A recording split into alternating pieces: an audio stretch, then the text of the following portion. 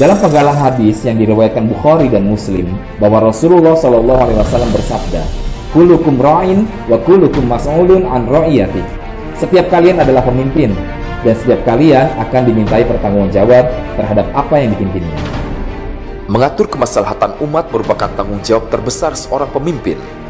Kemakmuran atau kesengsaraan suatu masyarakat sangat tergantung pada peran yang ia mainkan.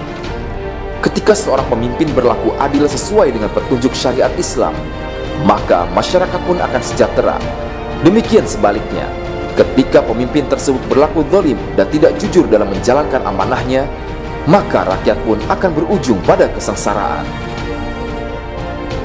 Oleh karena itu, pada hari kiamat kelak, pemimpin yang adil akan dijanjikan dengan berbagai macam keutamaan oleh Allah Subhanahu wa Ta'ala.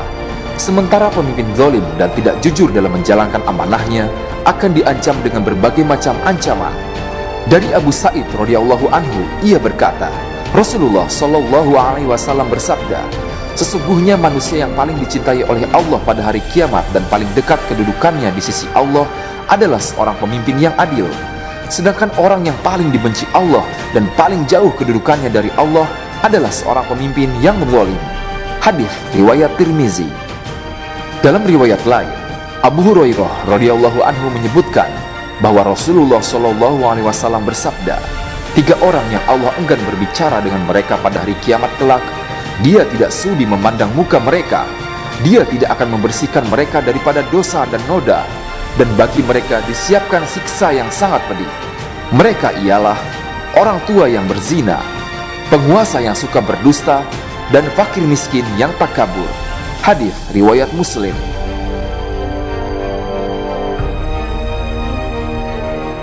Rasulullah Shallallahu Alaihi Wasallam bersabda, siapapun pemimpin yang menipu rakyatnya, maka tempatnya di neraka. Hadis riwayat Ahmad. Dalam riwayat lain, Rasulullah Shallallahu Alaihi Wasallam bersabda, barang siapa yang diangkat oleh Allah untuk memimpin rakyatnya, kemudian ia tidak mencurahkan kesetiaannya, maka Allah haramkan baginya surga. Hadis riwayat Bukhari dan Muslim.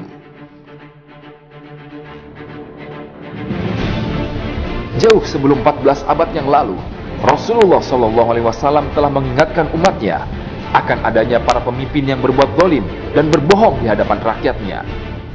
Kita sebagai umatnya tidak hanya diperintahkan untuk bersabar menghadapi keadaan tersebut, namun lebih dari itu, Rasulullah juga mengingatkan untuk senantiasa berpegang teguh pada nilai-nilai kebenaran dan selalu menegakkan amar ma'ruf nahi mungkar. Sesuai dengan sabda Rasulullah, agama itu adalah nasihat. Kami berkata, untuk siapa?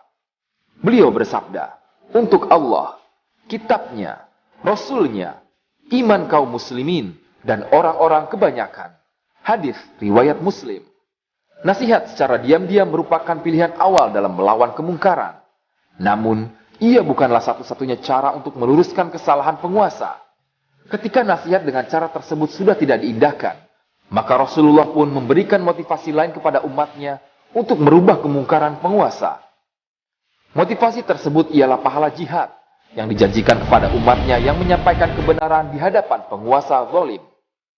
Dari Abu Sa'id Al-Khudri radhiyallahu anhu, Rasulullah Shallallahu Alaihi Wasallam bersabda, jihad yang paling utama adalah mengutarakan perkataan yang adil di depan penguasa atau pemimpin yang zalim.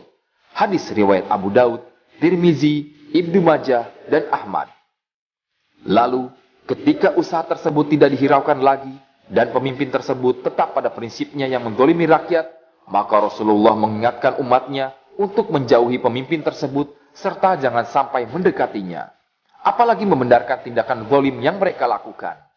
Sebab, ketika seseorang tetap mendekati pemimpin zalim tersebut dan membenarkan apa yang dilakukannya, maka ia akan terancam keluar dari lingkaran golongan umat Nabi Muhammad SAW dan ia tidak akan mendatangi telaganya nanti di hari kiamat. Allah Subhanahu wa Ta'ala berfirman dalam surah Al-Baqarah ayat 18, Summum bukmun umyun fahum la yarji'un. Mereka itu tuli, mereka itu bisu, dan mereka itu buta. Maka mereka tidak akan dikembalikan ke jalan yang benar.